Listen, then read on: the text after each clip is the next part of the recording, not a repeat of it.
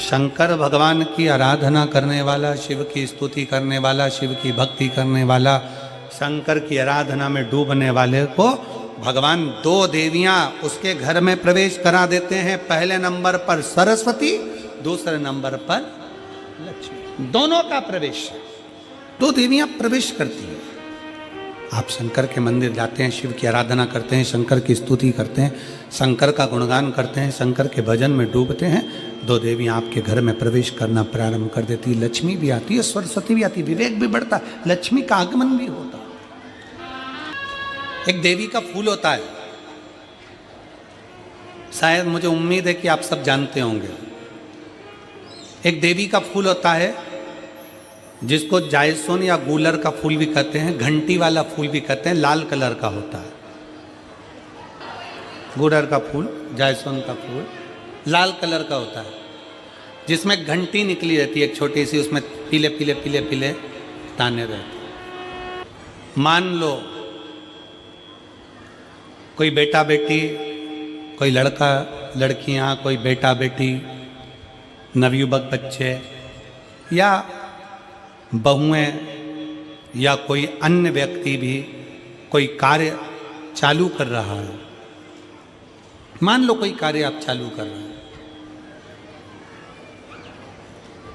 Education के लिए बढ़ रहे हैं, या आपने कोई लक्ष्य बनाया है कि मुझे इस कंपटीशन एग्जाम में बैठना है, इस कंपटीशन एग्जाम में बैठना है और मेरा इसमें पास होना जरूरी है, और मैं जो चीज पढ़ती हूं ना मैं भूल जाती हूं, मैं अध्ययन करता हूं और भूल जाता हूं। कई माताएं भी ऐसी हैं 40, 45, 50 साल, 60 साल की हो गई, 60, 70 साल की हो रही हैं, कई बार कह देती हैं मेरी याददाश्त ठीक नहीं है, मैं कोई सामान रखती हूं भूल जाती हूं, मेरी याददाश्त में नहीं रहती। कोई भाई भाई लोग कह देते हैं मेरी याददाश्त में नहीं रहता, भूल जाता हूं। कोई कहकर गया मुझसे बात कर लेना और मैं भूल गया कि मेरे को उससे बात करना था। कई बार मुझे मनी मंजिल तक पहुंचना है। तो शिव महापुराण की कथा कहती है आप अपने परिश्रम को 4 गुना बढ़ाओ, मेहनत 4 गुना करो, पढ़ाई 4 गुना करो, अध्ययन 4 गुना करो, दिन रात एक कर दो। और साथ में जो अशोक सुंदरी की जगह है, ये शिवलिंग समझ लेना जरा, ये जलाधारी पार्वती जी का हस्त कमल, ये शिवलिंग, ये जलाधारी, और यहाँ से जल बहता है। राइट में गणेश जी, लेफ्ट में कार्तिकेय जी, और बीच में जम के बोलो जरा अशोक सुंदरी, ये बीच की जगह। जो घंटी वाला फूल होता है जिसको आप लोग जायसोन बोलें कि आपके क्षेत्र में गुलर बोलें, देवी जी को चढ़ता है। देवी जी का अति प्रिय पुष्प है, माता रानी का वो लाल पुष्प अति प्रिय। उसी पुष्प को ये बेलपत्र की जो डंडी होती है, बेलपत्र की जो डंडी का भाग होता है, उस घंटी का भाग उसी डंडी की ओर होना चाहिए। जैसे फूल की जो अंदर की घंटी जो निकली हुई है उसका भाग ऐसा डंडी की ओर होना चाहिए। मतलब आपको बेलपत्री पर ये फूल को इस तरह से रखना पड़ेगा, मतलब उसका जो घंटी का भाग है। हाँ लाइए जरा फूल लाओ, जेरा फूल, फूल मिल गया वो।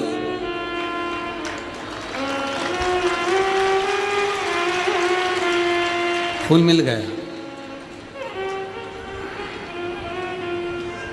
भारत में फूल जल्दी मिल भी जाता है, मिल गया। अब ये फूल और इस फूल की जो घंटी का भाग है वो इस डंडी की ओर हो, हमारा डंडी के साइड।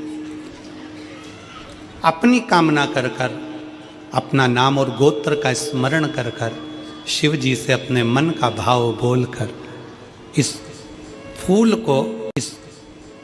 को और इस बेलपत्र को 12 महीने शिवरात्रि पड़ती है। किसी भी शिवरात्रि पर अशोक सुंदरी वाली जगह पर, शंकर के शिवलिंग की ओर जो अशोक सुंदरी की जगह है वहाँ पर डंडी और घंटी का मुख शिवलिंग की ओर होते हुए उस बेलपत्र को समर्पित करो। कब करना है?